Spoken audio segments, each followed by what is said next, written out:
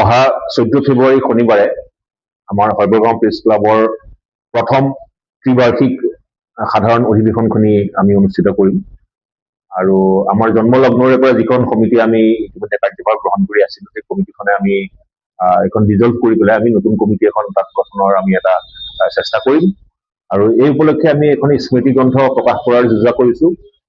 নগাঁৱৰ বহুকেইগৰাকী অভিজ্ঞ গুণী জ্ঞানী ব্যক্তিয়ে ইয়াত তেখেতসকলৰ লিখনি আমাক দিছে, আমি প্ৰকাশ কৰিছোঁ। মই হৰিবৰ মোৰ গাঁও মোৰ কাহিনী এই নামৰ এখন স্মৃতি গ্ৰন্থ প্ৰকাশ কৰিম আৰু এই অধিৱেশনখনিত আমি নিমন্ত্ৰণ কৰিছোঁ বিশিষ্ট অতিথি হিচাপে জ্যেষ্ঠ সাংবাদিক অদীপ কুমাৰ ফুকন, সুশীল পাটোৱাৰী আৰু কৌশিক ডেকা। এই তিনিগৰাকী আমি গুৱাহাটীৰ পৰা তিনিগৰাকী আমি জ্যেষ্ঠ সাংবাদিকক আমি নিমন্ত্ৰণ কৰিছোঁ। লগতে আমাৰ যিসকল উপদেষ্টা সাংবাদিক আছে তেখেতসকল থাকিবই আৰু নগাঁৱৰ সচেতন নাগৰিক সমাজক আমি নিমন্ত্ৰণ কৰিছোঁ। তেখেতসকলৰ উপস্থিতিত আমি কমলাদেৱী টুডি ভৱনত অনুষ্ঠানটি দিনৰ 11 বজাৰ পৰা আমি অনুষ্ঠিত কৰিম। ধন্যবাদ। সৰ্বগাঁও প্ৰেছ ক্লাবৰ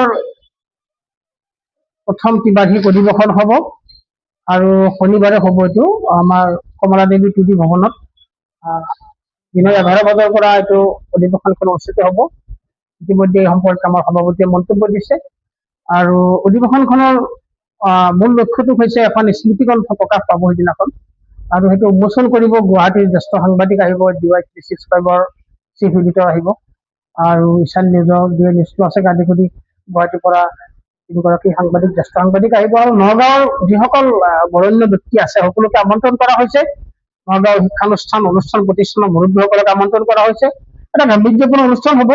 মই সকলোকে আজি আমাৰ প্ৰেছ ক্লাবৰ তৰফৰ পৰা যিহেতুকে এখন গাম্ভীৰ্যপূৰ্ণ অনুষ্ঠান হ'ব সকলোকে মই সাদৰেৰে আমন্ত্ৰণ জনাইছোঁ, সকলো উপস্থিত থাকিবলৈ মই অনুৰোধ জনাইছোঁ আৰু সিদিনাখন যিখন স্মৃতি গ্ৰন্থ উন্মোচন হ'ব তাত ইতিমধ্যে নগাঁৱৰ বহু গণ্যমান্য ব্যক্তিসকলে ৰাইটাৰসকলে আৰু কবিসকলেও ইয়াতে বহুজনৰ লিখনি পঠাইছে, কবিতা পঠাইছে আৰু সেইখিনি প্ৰকাশ পাব, সকলোৱে ভাল পাব আৰু আপোনালোকে জন্মলগ্নৰ পৰা যিসকল আমাক সহায় সহযোগিতা আগবঢ়াই আহিছে, আমাক বিভিন্ন ধৰণৰ পৰামৰ্শ দি আহিছে, সকলোকে ধন্যবাদ জনাইছোঁ, কৃতজ্ঞতা জনাইছোঁ আৰু অনুষ্ঠানলৈ সকলোকে সাদৰেৰে আমন্ত্ৰণ জনাইছোঁ। ইতিমধ্যে স্মৃতি গ্ৰন্থৰ কাৰণে আমাৰ মাননীয় অসমৰ মুখ্যমন্ত্ৰী ডক্টৰ হিমন্ত বিশ্ব শৰ্মা, আমাৰ তথ্য জনসংযোগ বিভাগৰ মন্ত্ৰী পীযুষ হাজৰিকা, নগাঁৱৰ আমাৰ মাননীয় মন্ত্ৰী কেশৱ মহন্তকে আদি কৰি বিধায়ক ৰূপক শৰ্মা, বিপুৰঞ্জন শৰ্মা,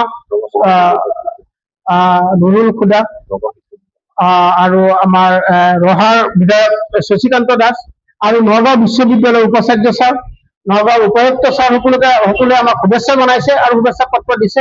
স্মৃতি গ্ৰন্থখনত প্ৰকাশ পাব, সকলোকে সাদৰেৰে মই আমন্ত্ৰণ জনাইছোঁ।